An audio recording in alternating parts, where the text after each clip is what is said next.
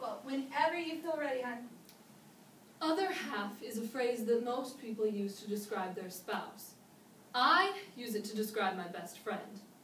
Of all the people who have influenced my life, Katie Ogilvy is one of the dearest to me. In the next few minutes, I'll share with you about our relationship, the experiences we've had together, and what she's taught me.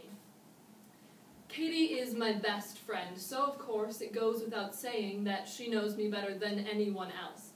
A large part of this is due to a trait she has that I like to refer to as her elephant memory.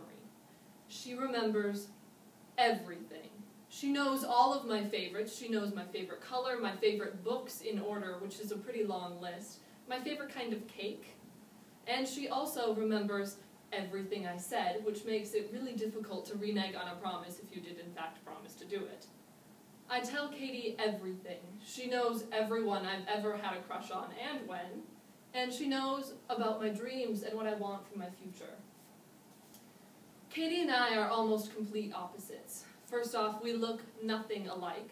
Katie has dark brown hair and I obviously don't. Katie's eyes are dark brown and mine are blue. Actually, Katie always used to really want blue eyes, and she would cry when she was little because she didn't have blue eyes. I've always thought blue eyes were kind of boring and brown eyes are much more interesting. Katie and I both love to read, but in our taste in literature, we're once again opposites. Katie loves classic novels. I think classics are really, really boring. We're both liberal Democrats, but I love to discuss and debate politics, and Katie doesn't really like conflict, so she'd rather not. We're both social people, and we like to hang out with our friends, but I'm an extrovert and Katie is an introvert. Katie has one of the best personalities you'll ever come across. She's insanely modest, incredibly creative.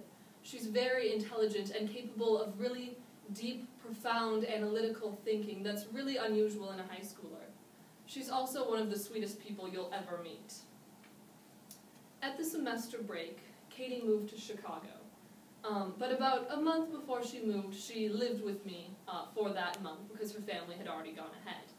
We had some pretty interesting experiences together, and we started a lot of traditions. For example, about 2 or 3 times a week, we'd get together for what we called poetry nights, which typically happened about 9, 10 o'clock in her room. We'd both take turns reading poems by our favorite poets, hers, Edgar Allan Poe, and mine, well, the only poet I've ever decided I liked, Sylvia Plath. And then we'd go on reading back and forth until I got tired enough to go upstairs or guilty enough to do my homework. I'm pretty sure that best friends sign a contract saying that they have to annoy you and they have to love you more than anyone else will ever love you.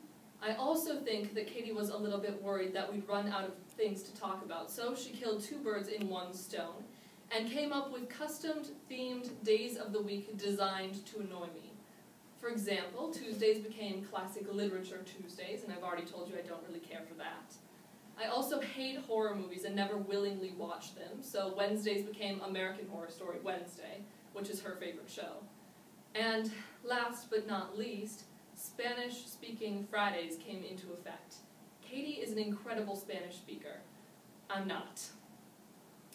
Katie taught me a lot, and more than just about friendship. She taught me about people in general. Katie taught me that people aren't perfect, but it doesn't mean they're any less wonderful. She taught me to value my strengths as well as the strengths of others. And last but not least, she did give me an appreciation for classic literature.